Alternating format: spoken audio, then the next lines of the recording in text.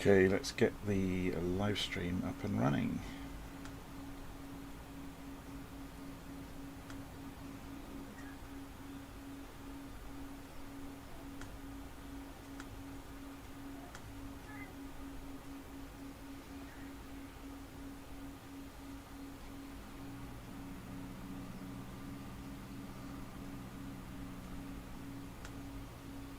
Bear with me. Let's just check the volume levels as well, make sure that talking isn't too loud. Yeah, it sounds fine by the look of it. Okay.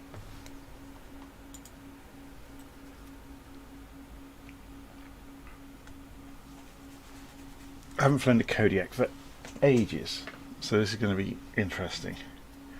Can I remember how to start the Kodiak without blowing it up? That's going to be the first thing. Okay. Let's get the yoke out of the way just for the moment. Make sure the control throws are correct. I think they are. Yeah, that looks good. Using the propeller, so we won't be using fuel condition on a lever. Okay, master power on. Wait for the system to boot up.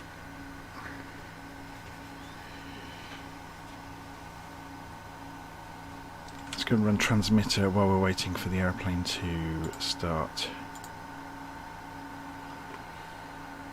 Disconnect that. Let's just call myself John Beckett on transmitter.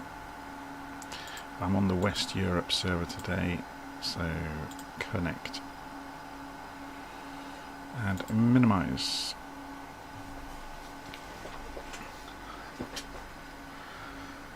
Okay, so fuel shut-off valve goes in. We don't advance the fuel lever yet. We go and turn on the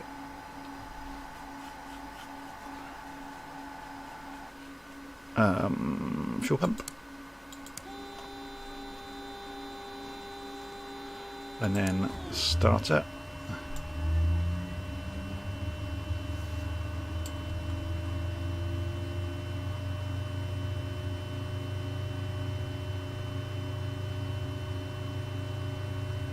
And then fuel goes to, sorry, ignition goes to on.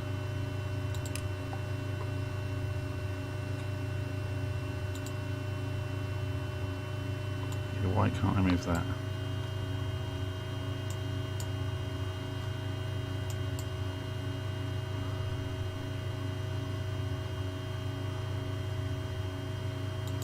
I don't think it's out of order, haven't I?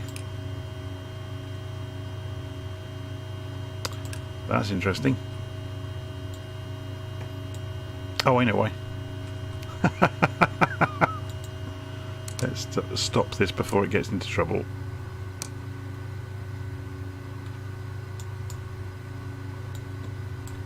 It would help if I went for the shut-off valves, wouldn't it?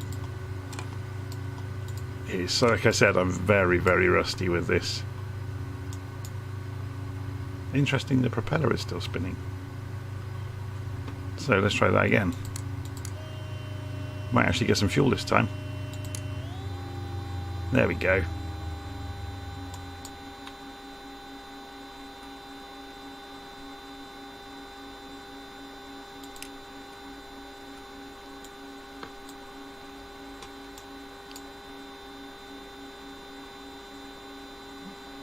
No, what's wrong with it? We should have fuel.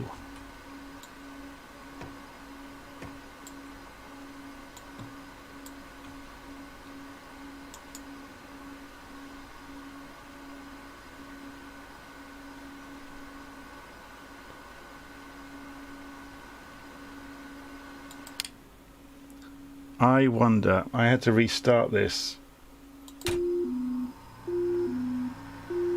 I had to reinstall this, sorry. I wonder if this is a hangover from that. I had to do a full reinstall yesterday. Let's just cycle the switches to make sure it thinks that everything is in the right place. So we have got both fuel shutoffs open. We've got the master shutoff over here open.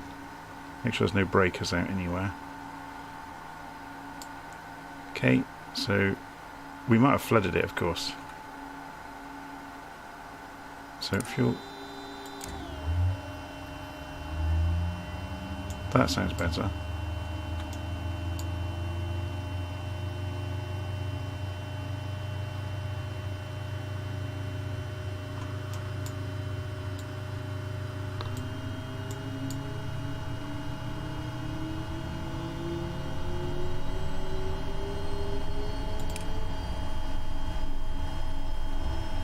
Hooray, we're in business.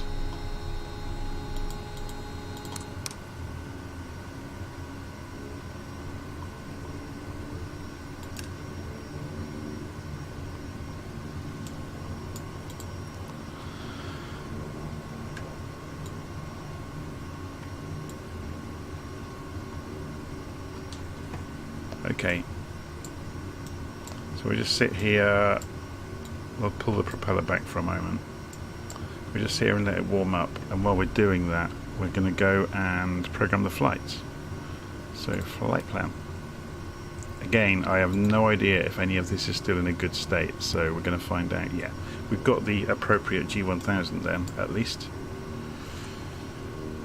We're going from LFLG, which is La Versoud. Enter. And then we're going to do several en route waypoints, so we'll say enter. We're not going to do a specific runway. Then LFKA.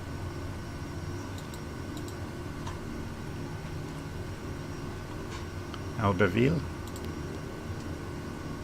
Then LFHZ, Mont Blanc.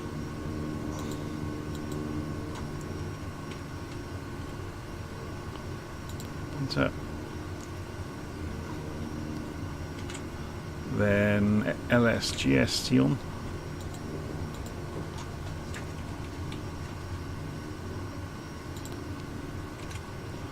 Then Chavez Marini, LICH.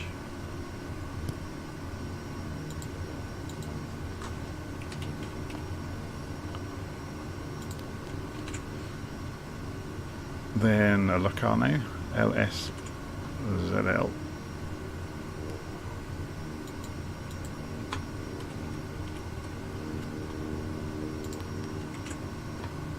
Then Sondrio Caiolo, LILO. So off into Italy at this point.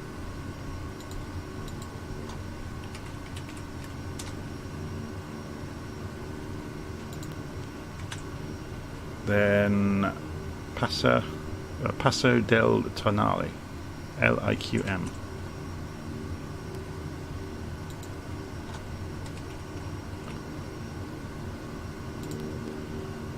And then finally Bolzano, LIPB.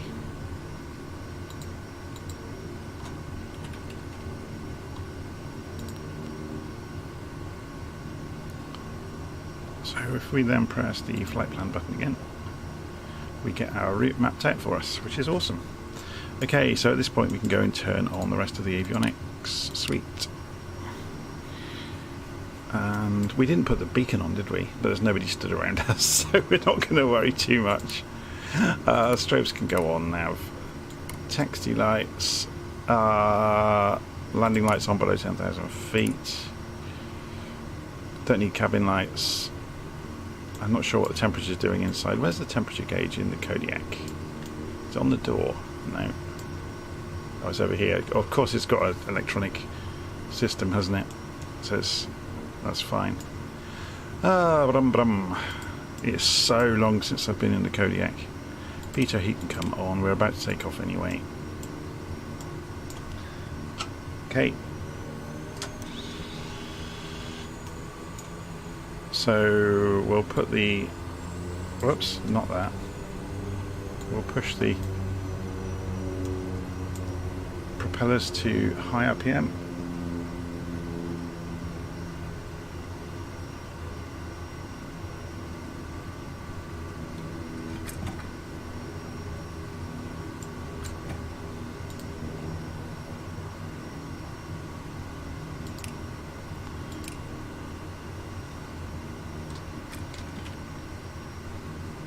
Good shout on the chat. I'd forgotten about the generators completely.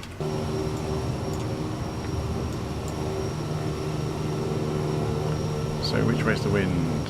We have to go further down the wrong way.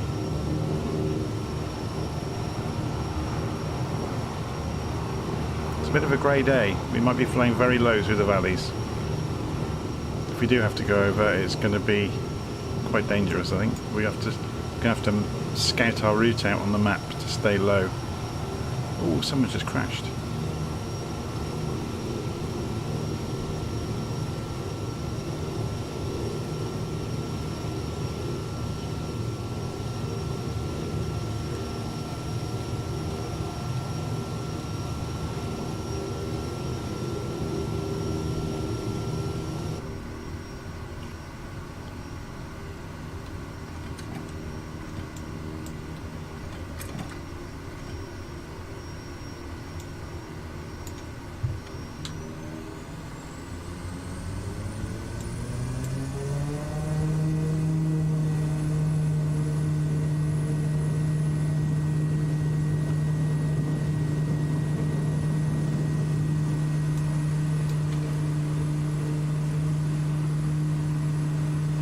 This aeroplane has such a lot of slipstream effect from the propeller, it's crazy.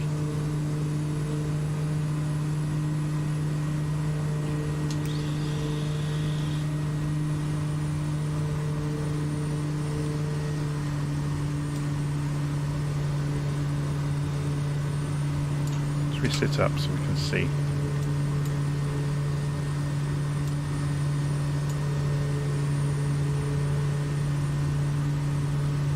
Circle the airfield where we've just taken off from.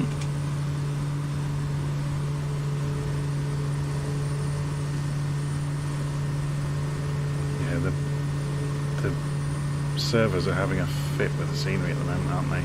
There's been some real issues this weekend with the scenery, and it's still behaving badly.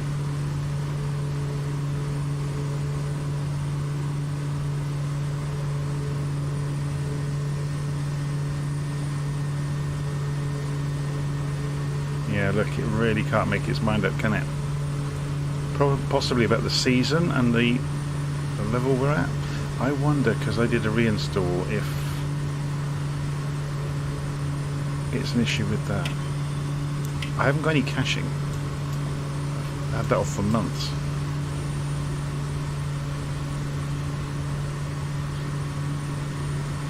But yeah, the scenery's having a nightmare, isn't it?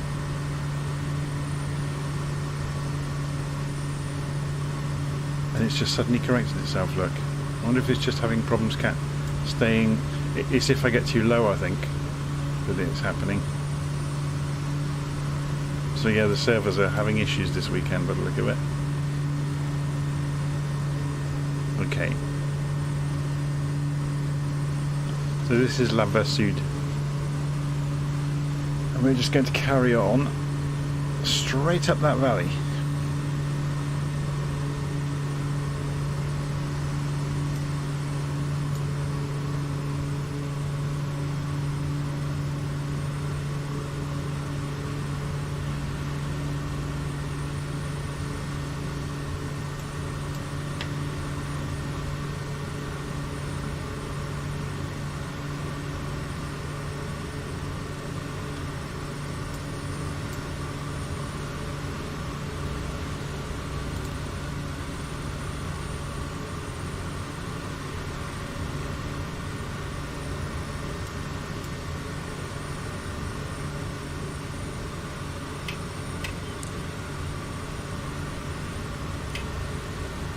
Oh, sim's just frozen.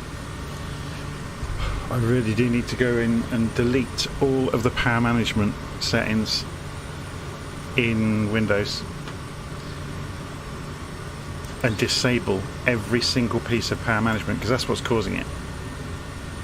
It's re-scanning ports, like enabling and disabling USB devices.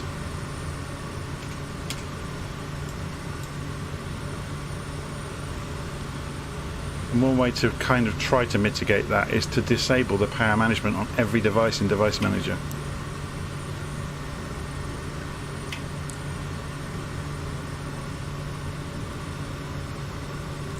So should we see about putting the heading bug in the direction we're going? Go for heading mode on the autopilot. Go for altitude hold mode. We'll go for 2,500 feet and turn the autopilot on. So it should. Do we have to get it to climb that last little bit? To 2,500? Apparently so.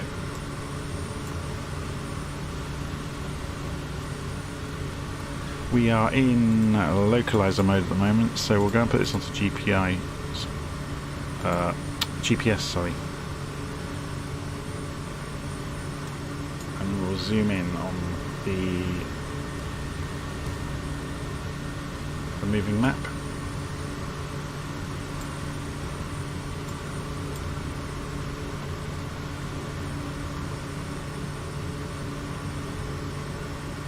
So basically just going to follow the valley.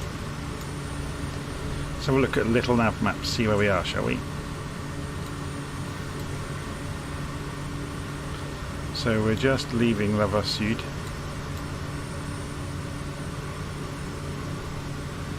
And we're going to fly along the valley towards Elberville.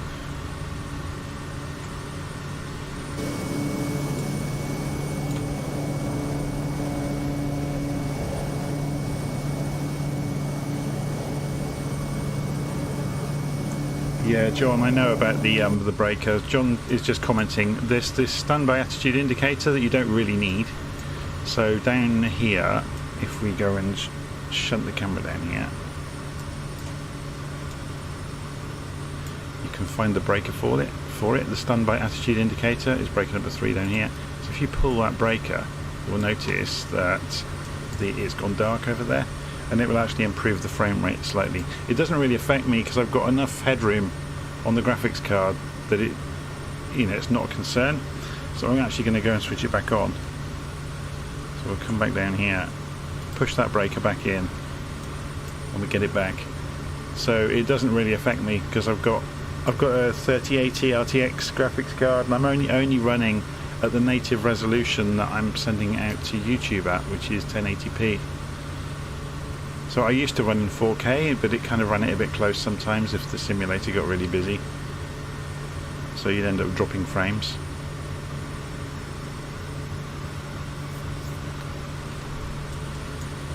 So if anybody wonders what this is, it's how do you put this? It's angle of attack. So on approach you can use it to get your angle of attack correct.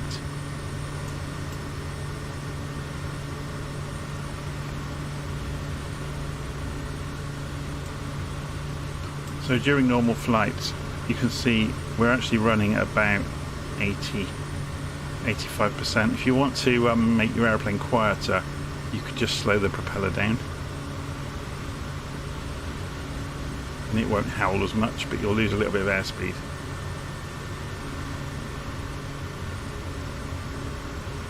In terms of power though, you can see we're just looking to keep things in the green. The Kodiak is very forgiving. You can run it lots of different ways.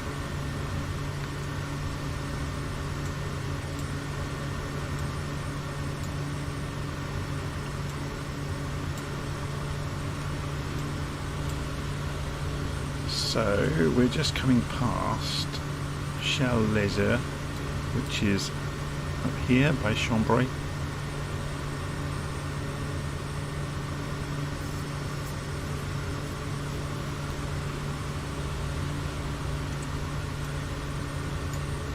We're going to carry on up this side.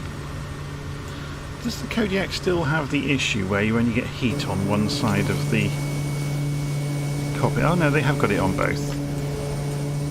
Well, I remember when the Kodiak first came out, it only had heat on one side, which was a bit odd. It's a lovely modelled aeroplane though, isn't it? Really well done.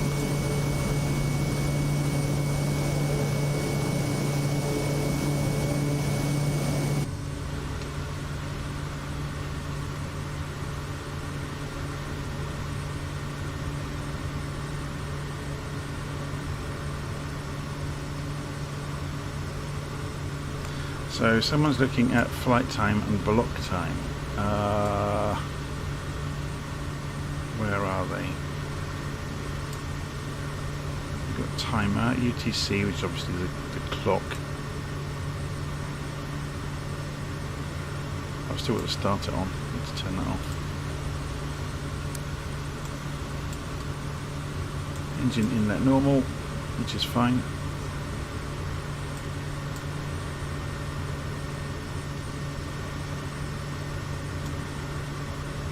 I seem to remember reading somewhere the TORS inhibit switch doesn't quite work as it should. So we're going to turn right now and follow the canal along the bottom of the valley.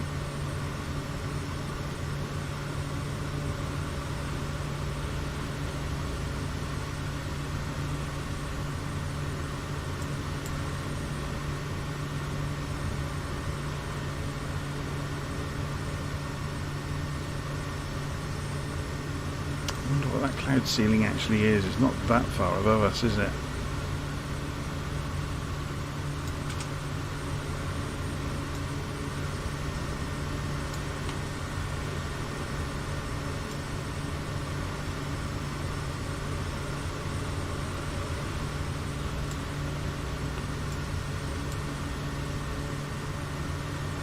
Okay, how are we doing in terms of the journey?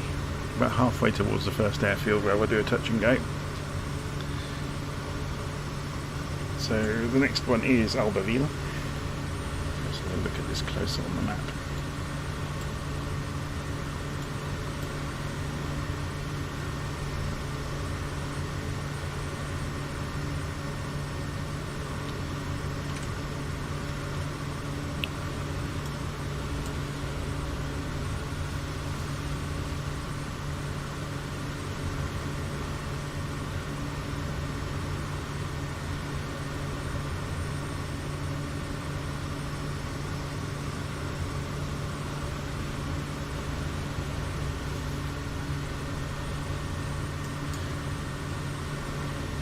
So Glenn Sparks is saying he likes to see people doing it properly. Well, that's not me then.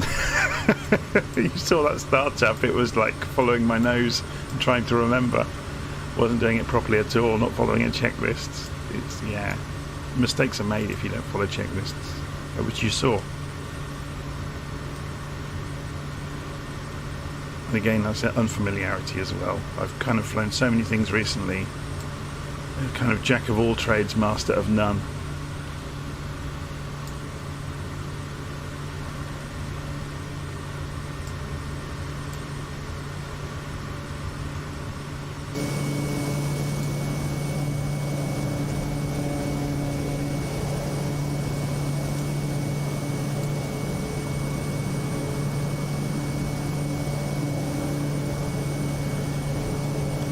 Did we get the outside air temperature on this thing?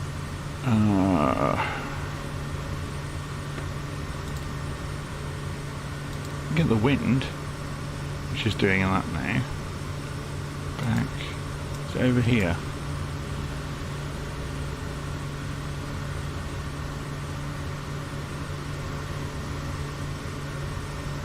Because the next rad information is supposedly showing.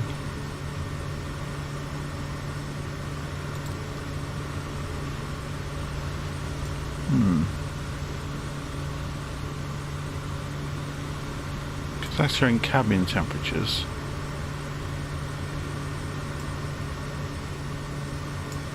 Have we not got a backup temperature gauge for outside anywhere on the glass?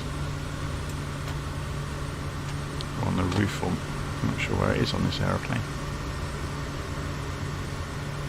Maybe there is a sensor somewhere and I'm just not seeing it.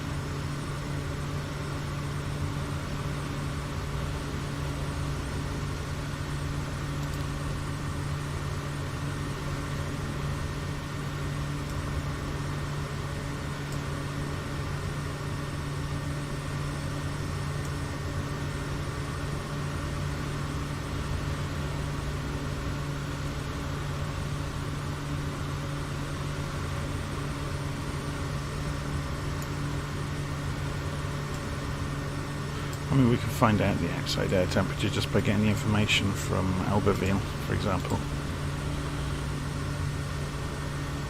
Weather. Well, that's only given us the barometric. Here we go, temperature 14 centigrade on the ground. So you can see the airfield just coming up. So we're going to come off the autopilot.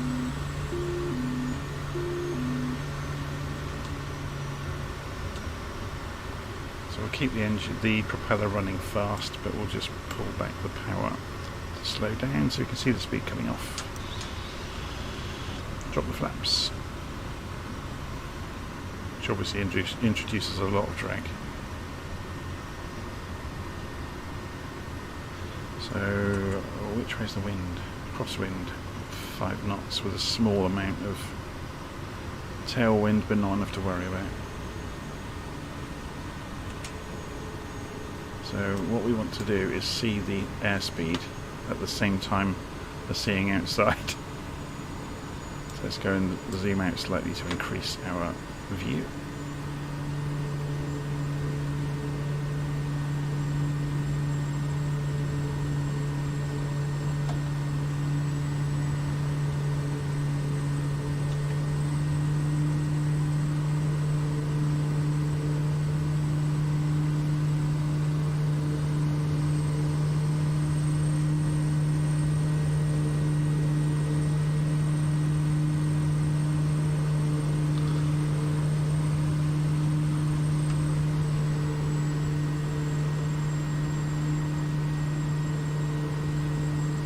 So you can see the angle of attack indicator there. It's saying we're at the appropriate angle of attack for, well, we were momentarily. I don't practice this aeroplane enough to know where the sweet spot is in terms of power when on different flap configurations. See, we're a little bit too high angle of attack at the moment. Go around the tree.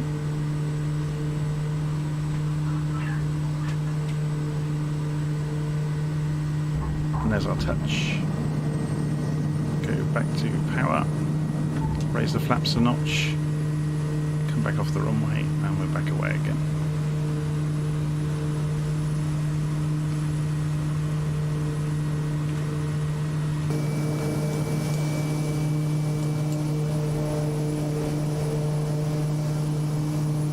Yeah, still having nightmares with the scenery, isn't it? There's obviously something seriously wrong with the servers at the moment.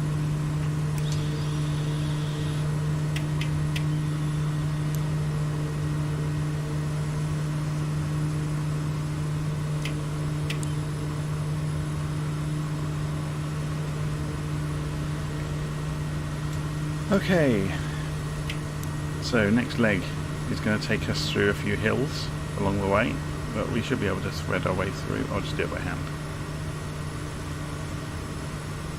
Coming back up towards 2,500 feet. Just putting a bit of trim on the ailerons to stop the plane rolling. The Kodiak has a whacking great propeller on the front, and the propeller turns clockwise, so unless you trim it, the fuselage will try to rotate anti-clockwise. In response to that, it's just Newton's laws going on. The other problem you get is, I think they call it slipstream effect, where if you think about it, the air is spinning this way off the propeller and it comes spinning down the body and then whacks this massive tail. It doesn't usually affect it too much, but it can cause the tail to be pushed right or the nose left, if that makes sense. So the place you'll see it happen the most is on rotate at low speed. If you go for maximum power off the runway, the tail will be pushed right by that air coming off the propeller.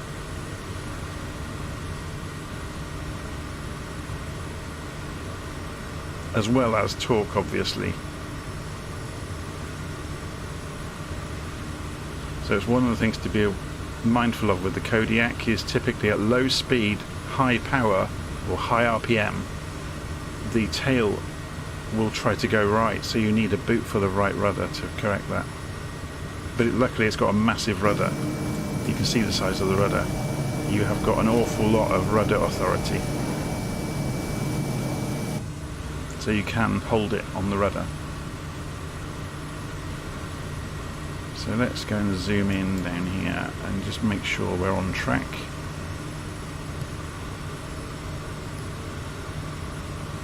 So yeah, we're just going to follow this valley.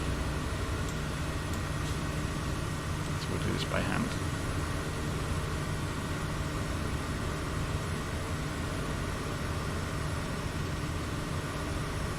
On the next touch and go, I'll show you the issue with low speed rotation and the tendency to drop the left wing if you don't catch it. Because if you think about it, if the plane rotates too far to the left wing stalls. So the right wing's going faster into the air because it's approaching the air faster, so it stays flying. The left wing is going slower in terms of the airflow, or not, it's not meeting the air in an efficient manner, and it drops the left wing if you're too close to stall speed anyway. Once you get a bit of airspeed up, you're fine.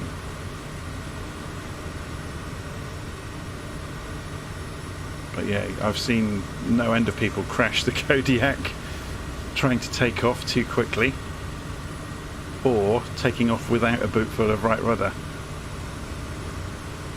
I'll show you it on the next touch and go.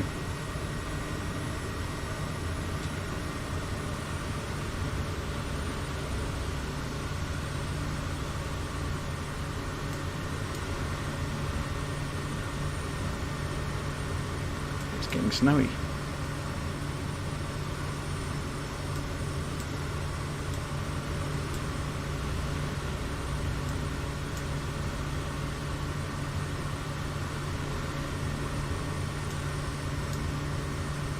You can turn off the 3D vision in the settings of the G1000. I'm going to leave it on because just in case we do get a really low cloud base at some point, it might come in really handy.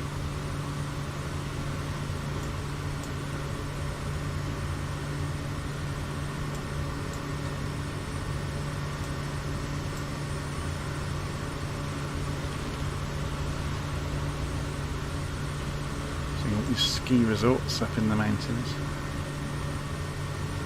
or villages basically, not even ski resorts.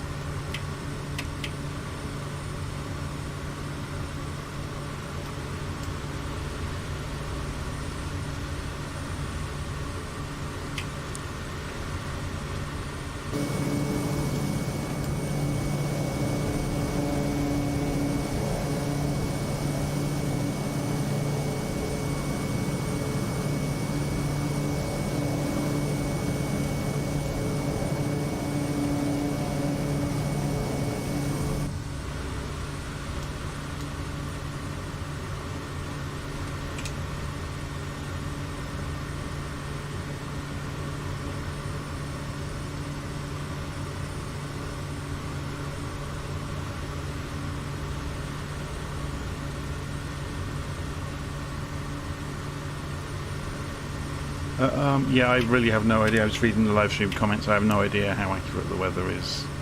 It seems to be Flight Sim tends to put more snow on the ground than is actually there, usually.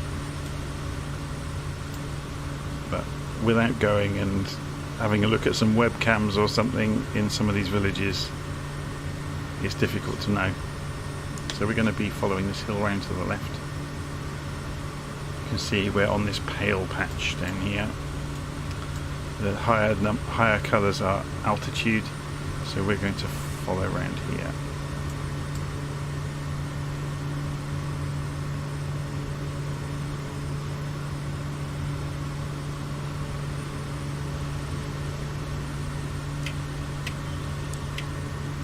Clicking you can hear is me trimming.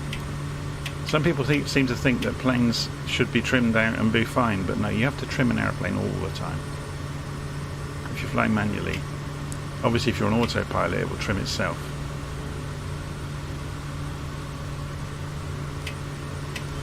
I think the best example of a plane that needs trimming all the time is the F5 in DCS,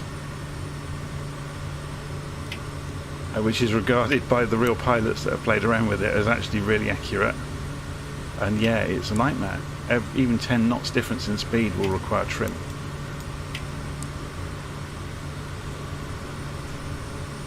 So we should see our destination in the snow down here. I think we can see it there. So we'll do that demonstration of low speed.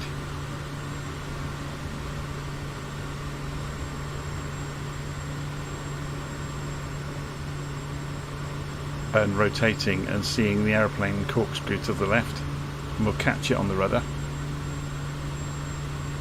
I mean, we can do it at any altitude, to be honest. It doesn't have to be on the runway. Let's do it up here. So I'm just stopping our descent for a moment. So I'm losing speed. So we're going to get to, we've gone maximum RPM on the propeller. So we're going to get to about 70 knots, and then I'm going to absolutely boot it on the power. Okay, ready? So we've got no flaps. Go. Stop, stop, stop, stop. See? It immediately corkscrewed left and the left wing stalled. If I hadn't caught it, the left wing would have tucked under. Obviously I had altitude beneath me. So I could, you know, I could dive and just drop the nose, as well as. But you imagine if you're trying to climb out and that happened. And obviously, I'll just do it again, just once more. So let's lose the speed. So it's 70 knots. Okay, we're trying to climb out, so we're pulling back. Give it a bootload of power.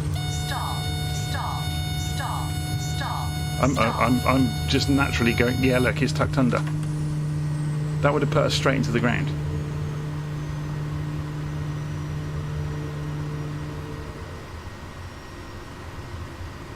So the way to stop it is just to give it a load of right rudder, and it's got enough rudder authority to stop that.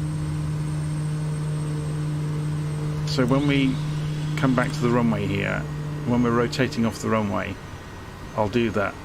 I'll just give it a ton of rudder and it will stop it from doing it. Because remember, with the thrust coming off the propeller, that airflow's hitting the tail and hitting the rudder. So as long as you've got a big enough rudder, you're fine. So we're using throttle at this point to control descent rate.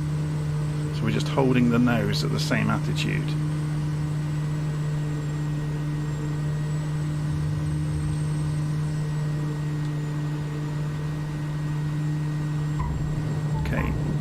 Okay, so we are doing 65 knots, yeah?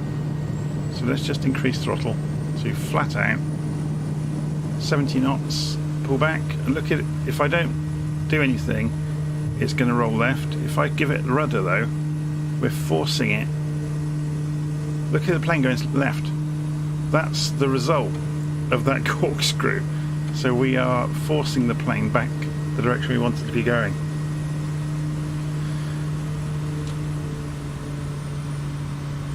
Okay.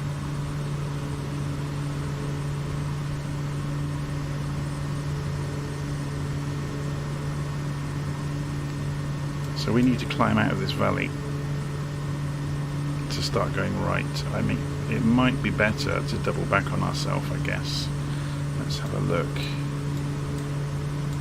Yeah, let's double back and go over Chamonix.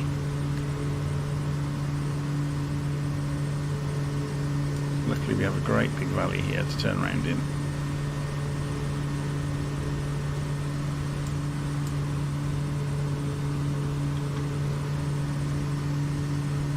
So we're going to fly back down the valley over Chamonix.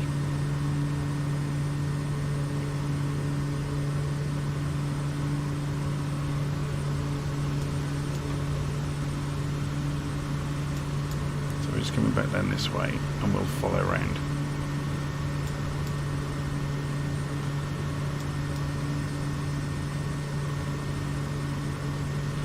Any people around, should press the name button, get the name tags on. Here comes somebody. JMSA 74. Is there any other people around? Not in this valley, not at the moment. Somebody else over there.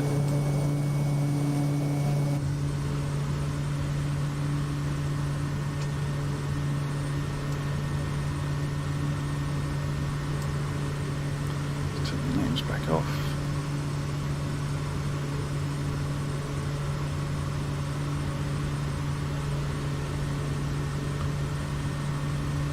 Yeah, I was reading the live stream chat. The missionary bush pilot's very good, isn't he? Last I saw, he wasn't flying Kodiaks. This was a few months back. He'd stopped flying the Kodiaks for a while, and he'd gone and bought a plane. What's it called? A Kit Fox. I think he went and actually visited Trent Palmer, didn't he?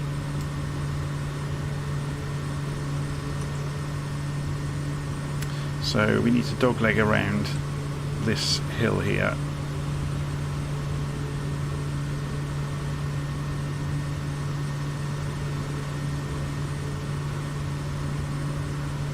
Oh, so he's back off to New Guinea.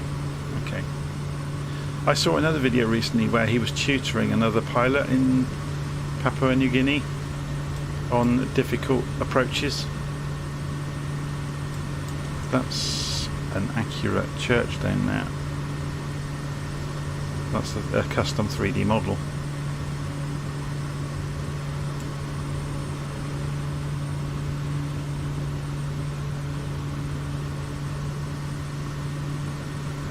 Should we change the weather to summer, make it a bit prettier? It's a bit bland, isn't it, in the winter?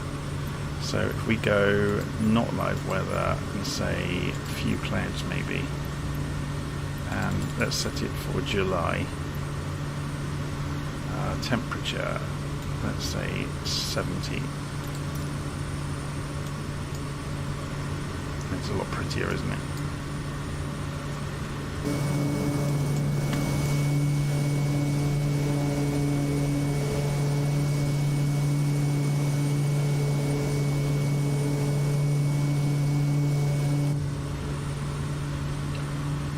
Okay, so here's our next turn.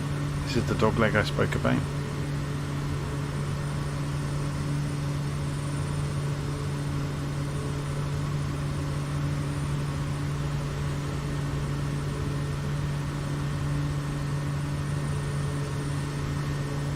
And then back up this valley over here.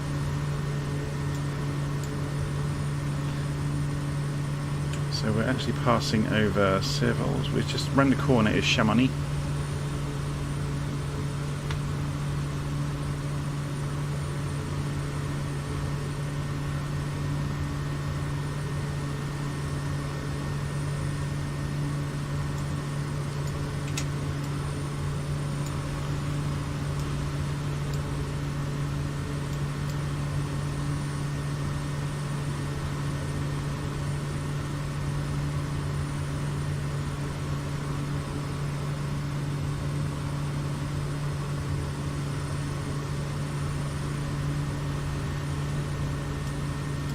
Mountains look cool, don't they?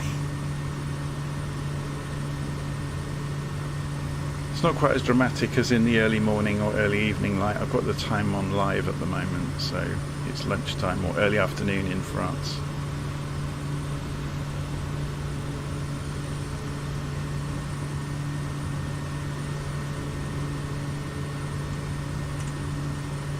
Okay, so as we come around the corner, Chamonix is just round here.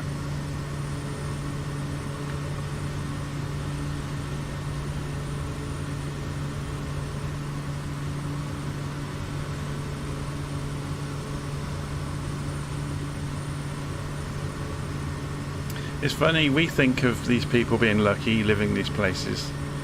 They probably think we're lucky living somewhere where we can go to the shop and get whatever we want, or get something delivered tomorrow, or have fibre internet, you know, to our house or whatever. There's probably all sorts of things they wish they had that we've got. So it's, the grass is always greener, I guess that's what I'm saying. Having nice views, like, you know, mountains, comes with costs as well.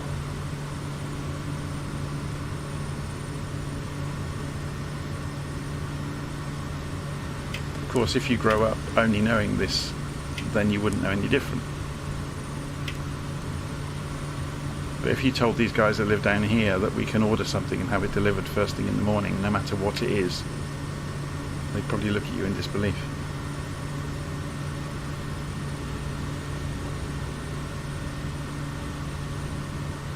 Oh, this looks like another custom church at Chamonix. Navigating by custom church renderings.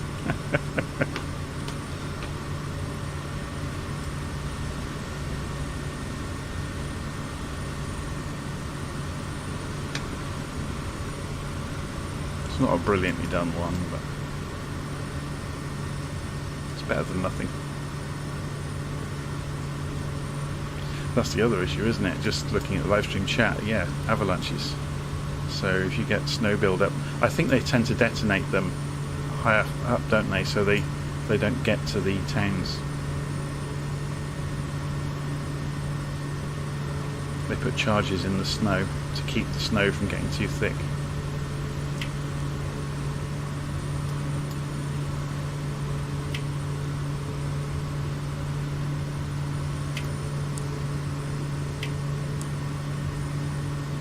Okay, so we're going back out towards the route now.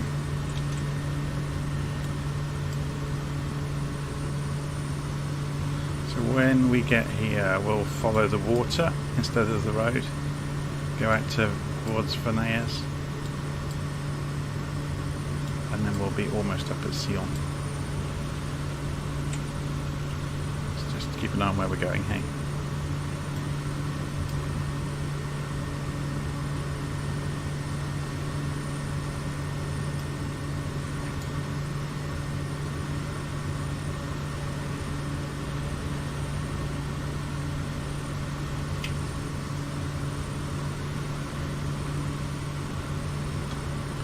So we have a decision to make about how we go ahead here.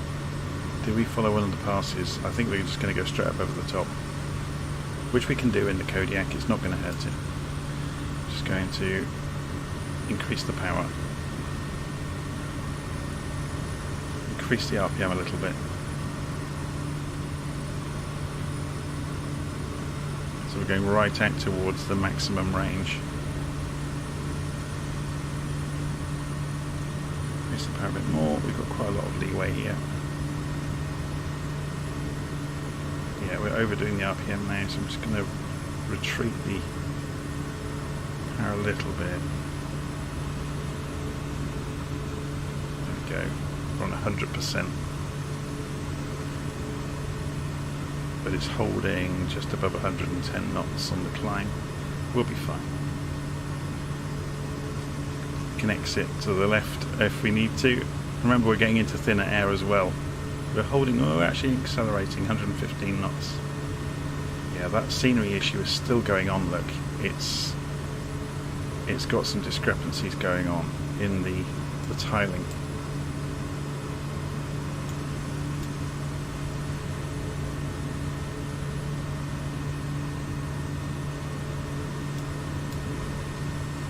Could have gone left there. It would have been closer actually to the route we want to be on, but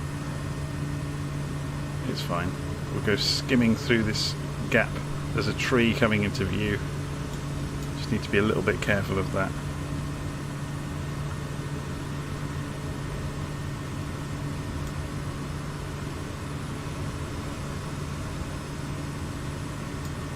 There we go.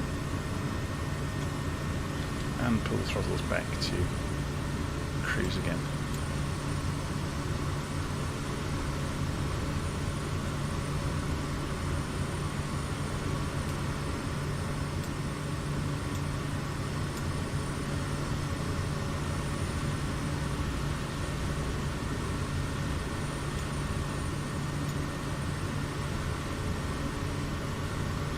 So let's keep an eye on the map. We're wanting to go up the big long valley, which is this one. So we're not going to concern ourselves too much with this hill. That is this red lump here. If we zoom in a little bit, there's this red lump, which is this huge hill. But we actually want to be going straight up here to Sion.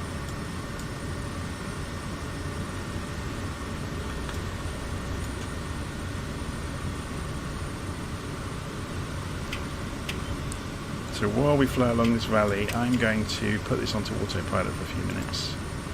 So let's neaten the heading up. Autopilot on. Go for altitude of 2,500 feet. Vertical speed to get there of 1,000 feet a minute. And let the aeroplane go down on its own. We can remove the flaps now. I left the flaps on during that climb out.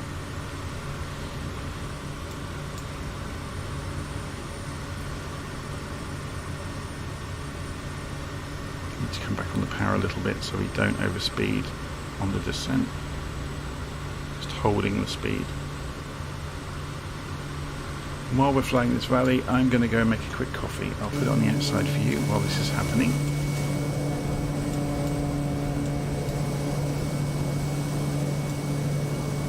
How about that? Back in a moment.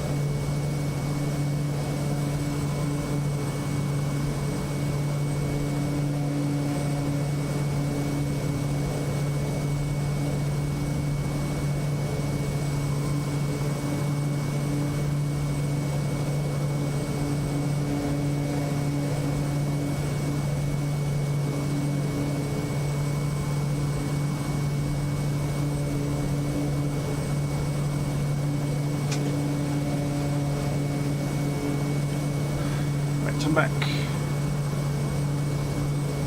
So Arctic says, which airport are we heading towards? For those that might want to join in, we are heading towards, at the moment, Sion.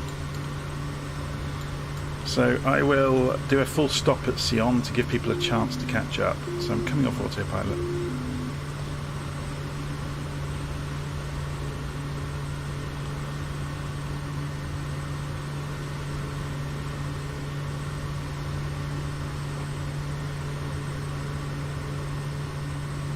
So is it still doing the thing with the scenery? Or maybe because I've changed the weather, it's not having such an issue.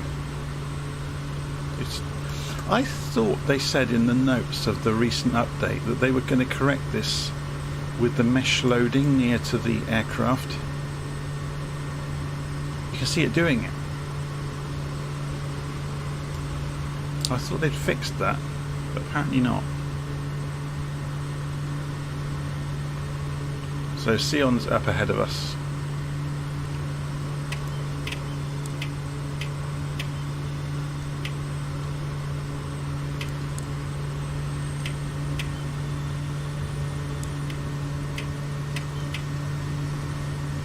Trimming the aeroplane.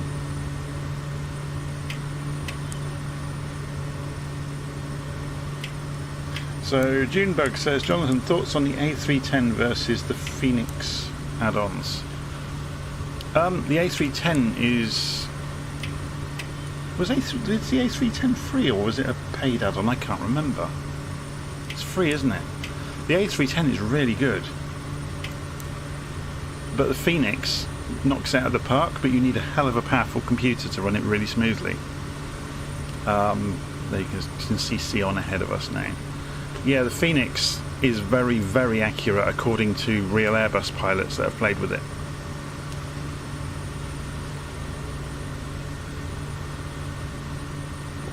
It has an external flight model, which explains half of that. Yeah, so the A310, I find it really interesting because it's a little bit different than everything else. It's kind of a stepping stone in terms of history between the steam gauge aeroplanes and the glass cockpits. It's a little bit like the MD-82 in that regard, but it's interesting because you can see bits of Boeing design and bits of modern Airbus design in the A310, so you can see them evolving. So if you have flown in the simulator the Airbus and the 737, the A310 is kind of halfway between the two, and you can see where they borrowed ideas and then evolved bits and pieces in the cockpit. I think it's fascinating from that point of view. But yeah, it works really nicely. I think Ini built it, didn't they?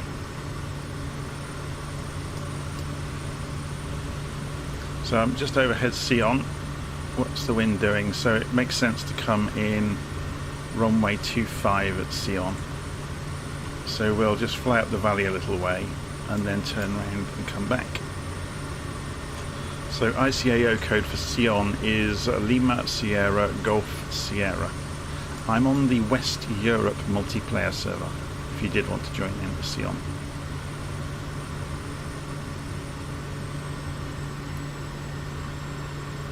I'm just coming off the power to slow down a little bit. We'll get out over this plain where the road junction is. It's a massive road junction, isn't it? It's obviously one of the major routes through the mountains up through this valley.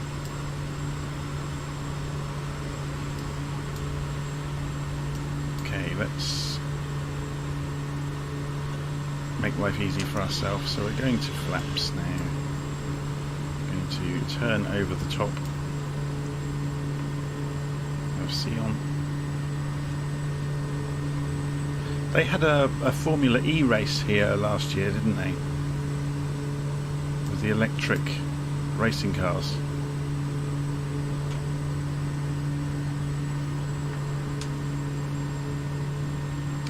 Okay, next stage of flaps. Let's press F to get in the cockpit. Press space to sit up. Tilt the view down, and we're good. So now we can use the power basically to control our descent rate.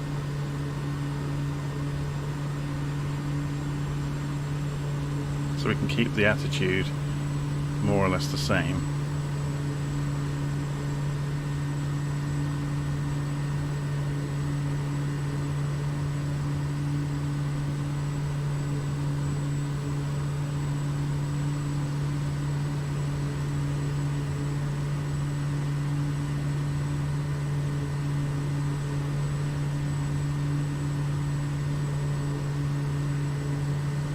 Of course, if we go full flaps on the Kodiak, it can land in almost no room at all. Yeah, we can get down to 50 knots, look. You have to be ready on that rudder though, so if you do need to put the power on, be ready for right rudder.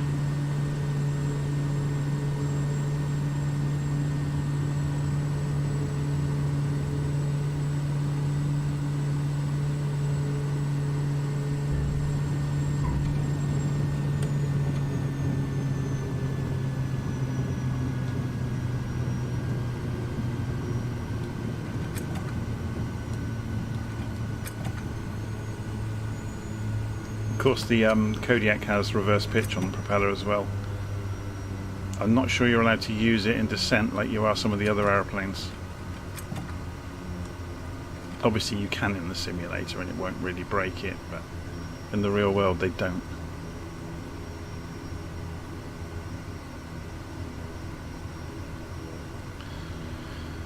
Let's taxi back up then, and then we'll take off from Sion. So flaps back to take off. RPM back to high.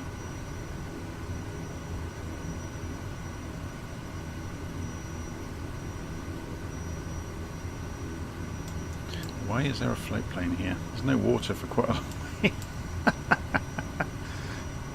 That's quite amusing.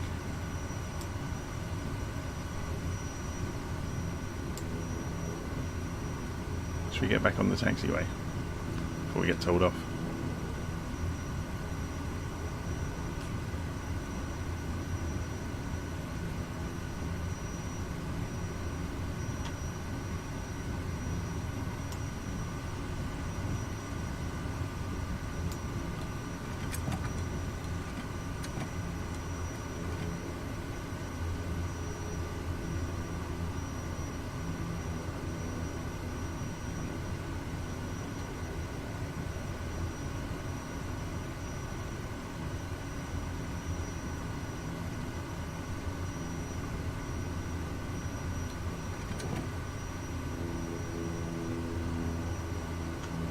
So, is that van going to get off the runway?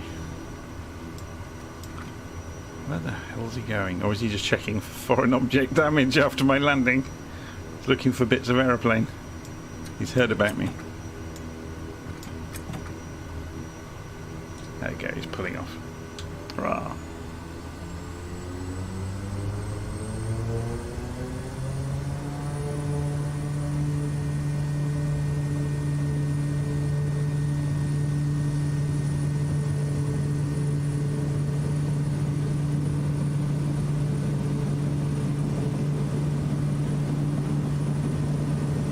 So we have a nice long runway, so we continue accelerating out through 100 knots and gently pull back, and we get no hint of the corkscrewing torque or slipstream effect throwing the Kodiak sideways. So flaps up.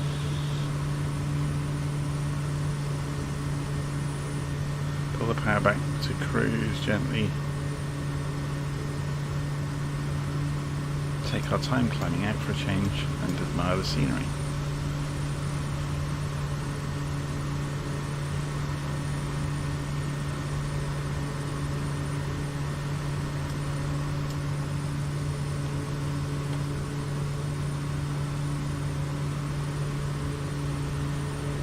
So we're going to turn around.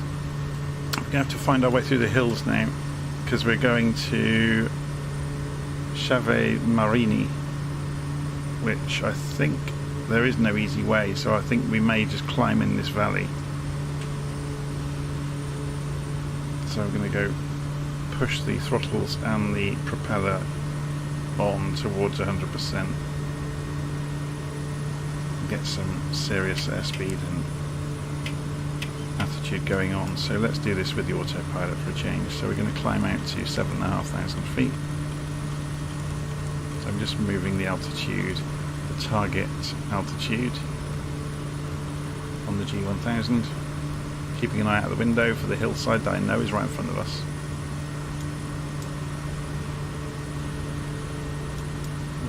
We're gonna double back in a moment. Oh, somebody has taken off behind us. The 900 feet below us, I think. We put name tags on and look behind. Yeah, you can see a couple of people out there.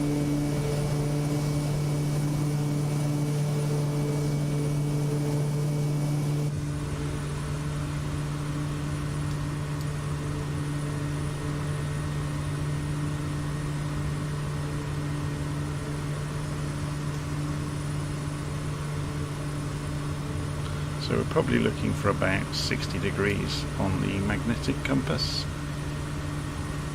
We're going to climb over the top of the mountains to go to the next destination.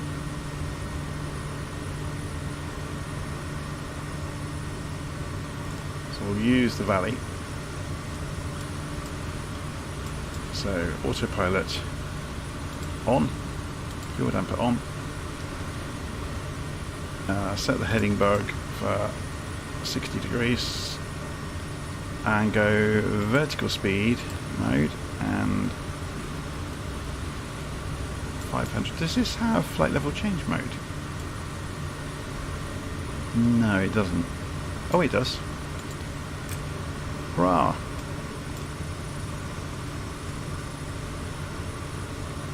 So we just leave it on 100% and it will choose the best climb rate, which is almost nothing at the moment. Ah, is it using a target airspeed to do it then? No, it isn't. Interesting.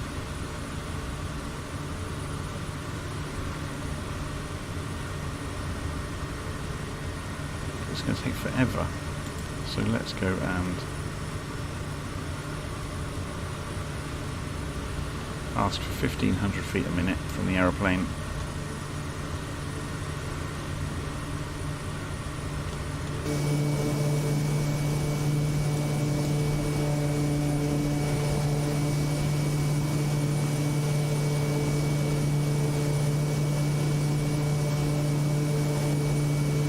Dagger's saying we can set RPM at 2000. Yeah, I'm screaming the engine on purpose to get up there quickly.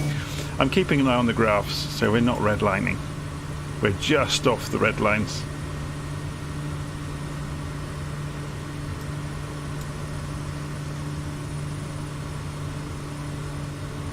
We'll pull the RPM back a little bit.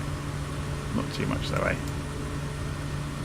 It's interesting when you read some of these turboprop pilot operating handbooks, they talk about once you're in cruise, RPM is really a volume control. It depends how much of a hurry you're in. If you want a nice quiet day, just turn the RPM down and let the aeroplane coast along. So what we're doing here is getting some height to then straight line it over. If we put the elevation plot in little nav map, we're going to need to get to 14,000 feet. So we need double the height we're at. Unless we go along the valley, which we will do. So we'll carry on climbing towards Raron and get above the cloud. So remember, I've only got a few clouds on, so we could change that, although it will look quite pretty, won't it, with the clouds. We need to be mindful of the outside air temperature though, which I'm annoyed I can't see. Oh, there it is. It's right in front of us all along. Although if we're not running live weather, we're unlikely to get icing in the clouds.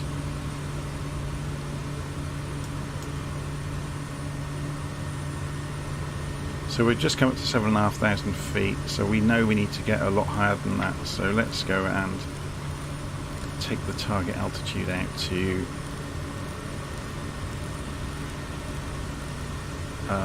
10,000 at least, or just below 9,500, and we'll pick our way through the peaks, I guess.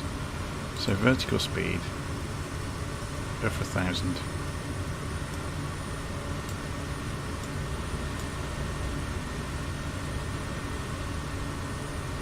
So we could potentially, I mean, we can find out from the elevation plot. The big problem is this mountain here. If we can avoid that, say if we went over here, suddenly look, we're looking okay. So we're looking at 9,500 feet at the moment. So there's another point here. Yeah, so if we were to do that, we're fine. Yeah, so at the moment we're coming through here. So if we do that to our route, we're absolutely fine. And we can be descending if we come in along the valley. And it keeps the hills quite some distance away from us. Obviously that's not very accurate there because I'm cutting off the corner. The one we need to be concerned of is here, look. So on our way to, there we go. So we're fine, look, 9,500 will be absolutely fine. In fact, we could probably cut straight across. So if we don't bother going out towards here, yeah, we're suddenly skimming the hilltops.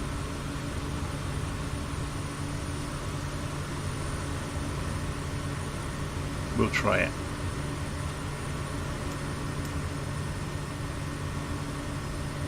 Should we put this on high cloud? A few clouds. Where is it? High level clouds. So we at least get to see the mountains, which are very pretty. Okay, so we're going to come back off the power now. We're at cruise altitude. And we're going to turn right now 89 degrees.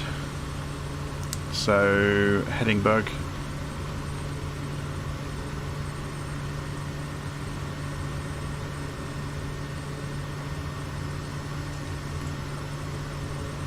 Just going to fly along here.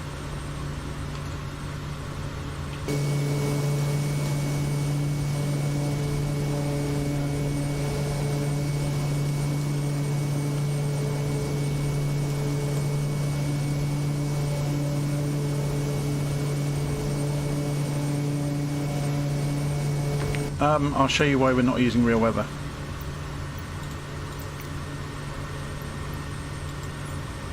Oh, it's actually not too bad. should we leave it on real then? I thought we were going to get a lot more low cloud. We had it earlier. We look behind us. Yeah, you can see where we came from was quite significantly worse. There's a real weather front out there, look. But we seem to be aiming more towards the nice weather, although we're going to be going over there. It looks bad again. We'll leave it on live.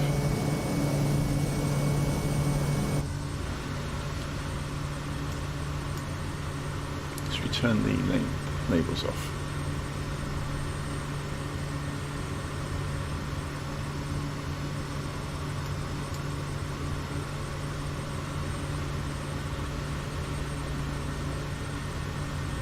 So next airfield is Chavez Marini, which is a Lima India Charlie Hotel at an altitude of 920 feet, 2,500 foot runway.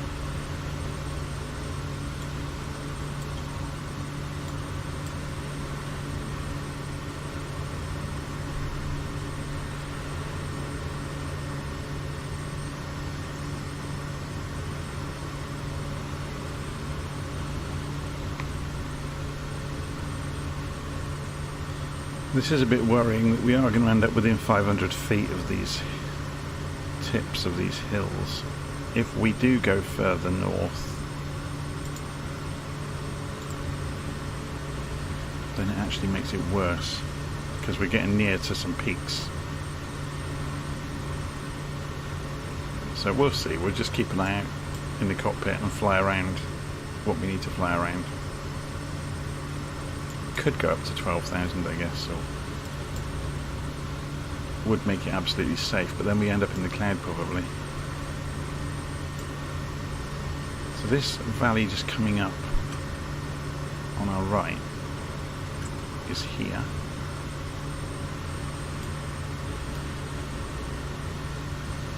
But that doesn't actually have an exit for us. We'd end up playing games with climbing over the top of the peaks anyway.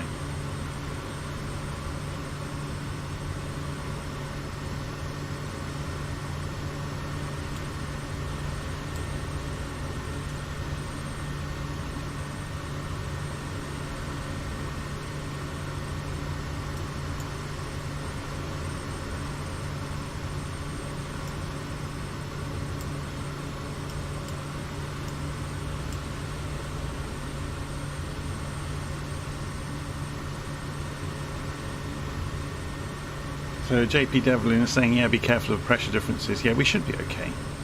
Famous last words. This is why you have a simulator. If you had the real aircraft, you'd be sweating over the weather right now and getting as many ATIS and METAR reports as you can, and probably climbing a lot higher. I mean, we could make this a lot easier for ourselves rather than trying to thread a route. Let's just take it up to 12,000 feet.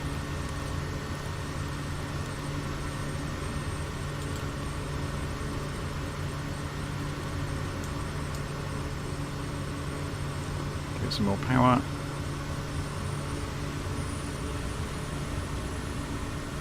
See, once you get into the high altitude air, you can go maximum power on the engine and you're not going to redline it. It's only in the thick air at lower altitudes it becomes an issue. We're not even near the yellow marker, look, on the torque. But 100.9% though, ooh, it's a bit dodgy, isn't it? If we push the RPM all the way forwards, see, at high altitude you can get away with it. So we've got this, the propeller and power against the stops, and it's fine. I mean, okay, NG's at 101, but so we're now above 10,000 feet, so the landing lights can come off.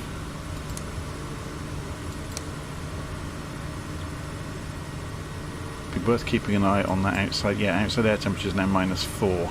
So we need to be careful of that with the icing protection. So we got the pitot heat on, which is good. We'll put the windshield heating on, and we don't need ice lights. Propeller ice we'll put on. Can we change this to... Okay, it doesn't have any in-betweens, it just goes max. Surface propeller. It's just I'm aware we're in cloud now and it's -5 outside. And we're going to need this 3D view because we can't see sod all. Sorry for the language. Oh, someone just said, I didn't realise that. Again, this is rustiness. If we go flight level change, we can set our speed with the vertical speed wheel. So I'm going to go for 14,000 feet. Didn't realise. So if I go FLC, yeah, you can set the speed marker. Okay, so we could go for a slower speed and a higher climb rate. That makes sense. Inlet, not BP.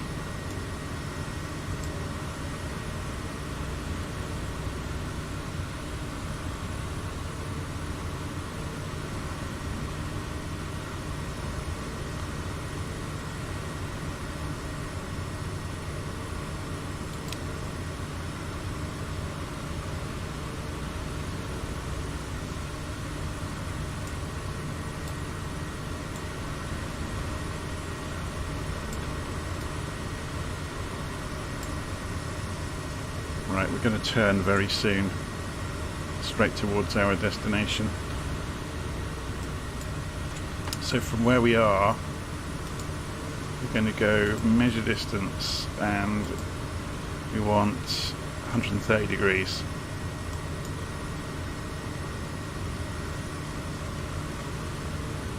So this is cheating, isn't it? We're going for extreme altitude to get over the top of the mountains. We want a bit more than that, actually.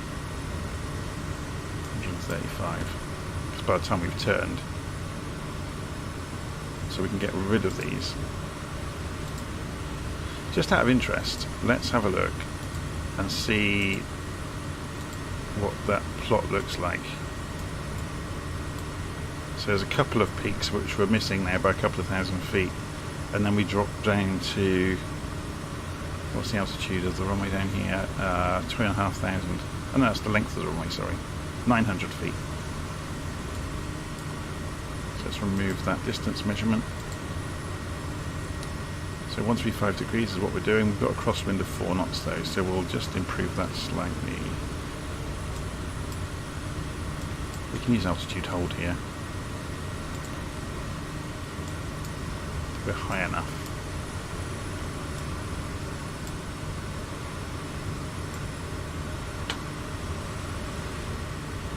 Don't think there's any risk of icing up here. We've got no clouds around us, so we'll turn all this back off.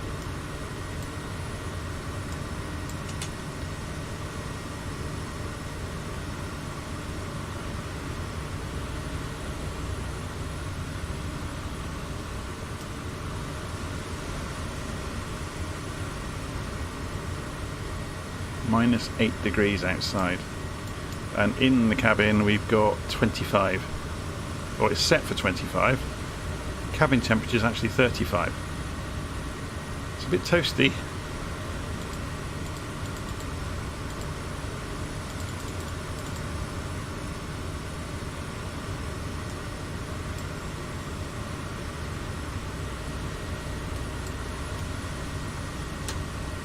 So what's in the back today? Nothing.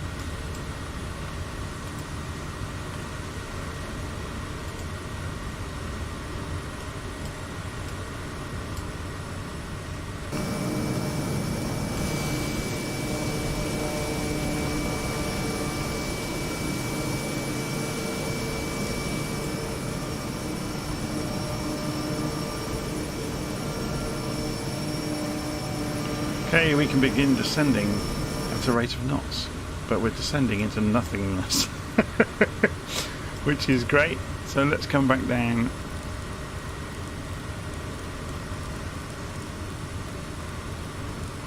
He says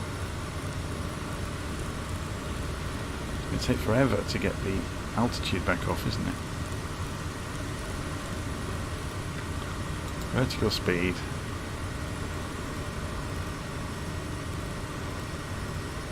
3,000 feet a minute. Pull the throttles off.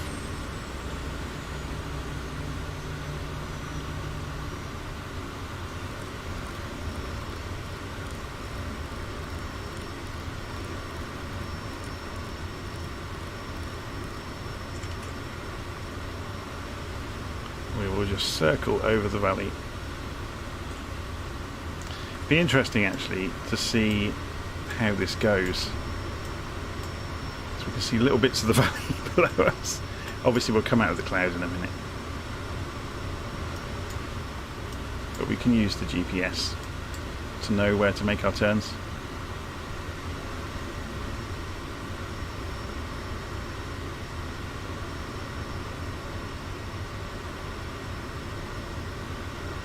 So we'll just start spinning the heading bug.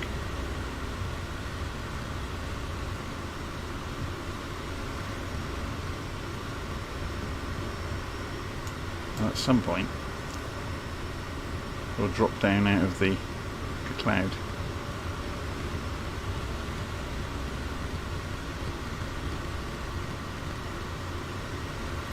So coming down 3,000 feet a minute, holding 150 knots, which is fine.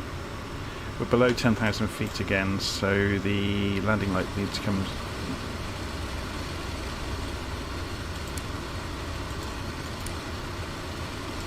I wonder if this simulates. Oh no, it's just simulating rain pelting the aeroplane.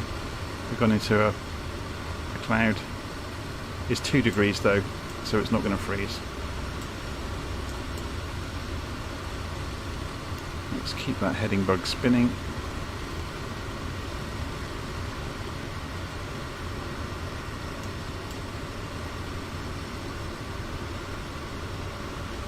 So we have visibility now, or some at least.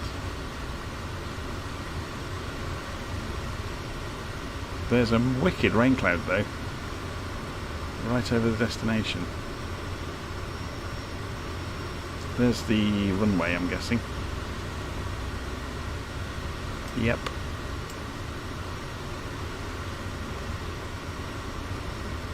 So we'll carry on turning.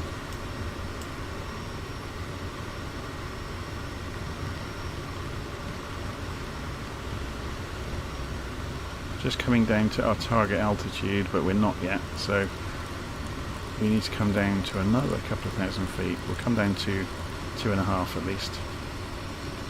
Keep the heading bug spinning.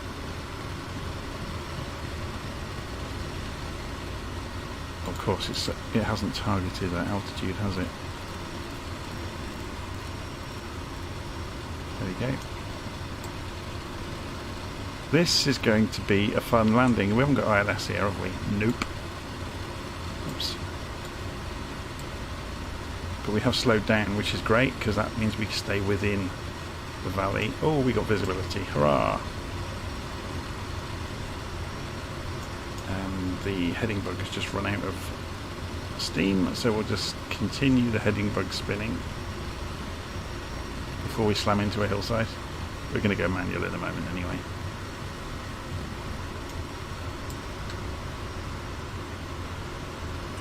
So which way is the wind? 3 knots from the south. So we need to ideally turn around over here somewhere. It's going to be a steep turn though, isn't it?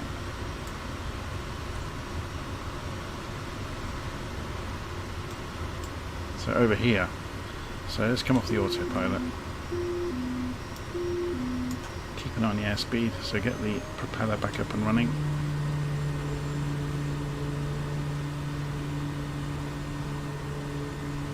May have to call on a decision altitude of whether we can see the runway or not, because that rain cloud is right over the airfield.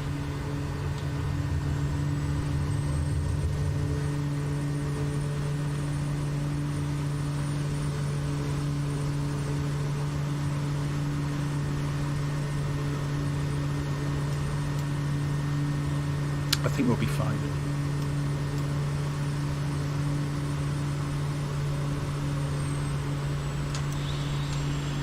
So flaps for landing.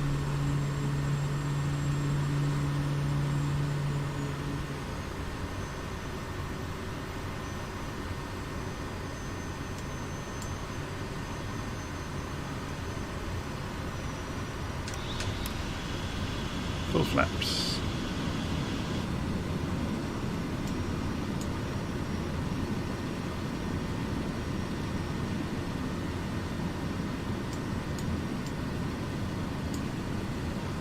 We're too high and too fast. Let's try and side slip this a little bit.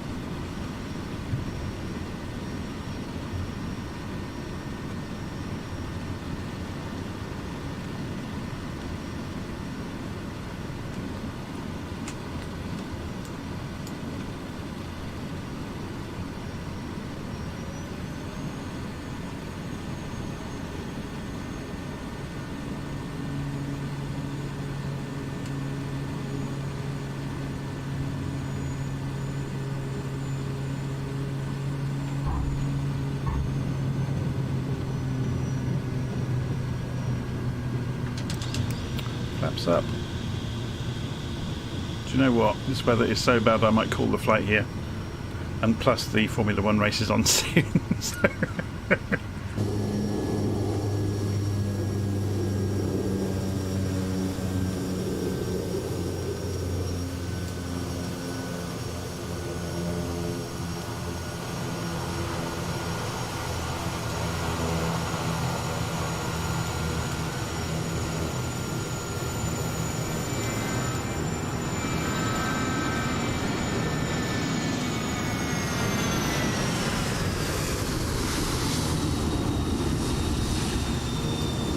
the plane's vanishing into the mist. That's great, isn't it?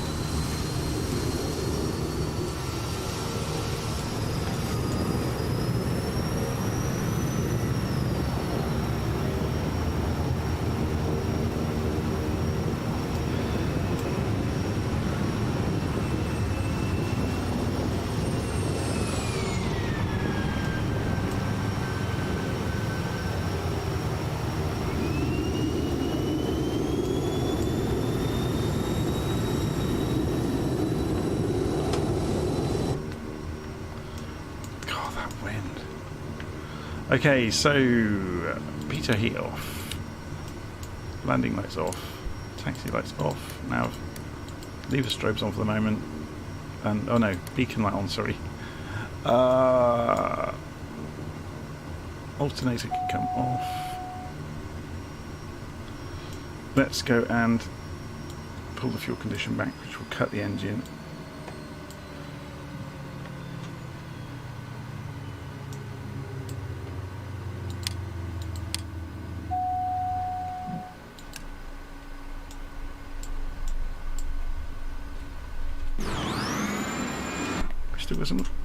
Still got some lights on. Oh, the landing lights are on pulse. Beacon light can come off, master power can come off, and we're done.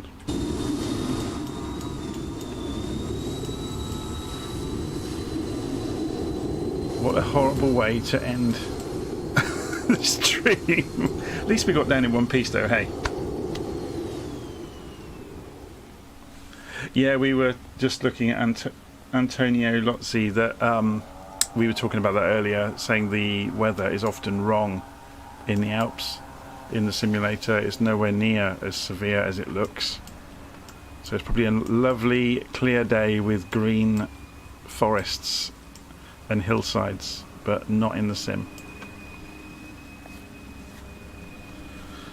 Right, I'm going to call it there. The Formula 1 race starts in 5 minutes if anyone's interested, so I'm going to go watch that. See you again soon.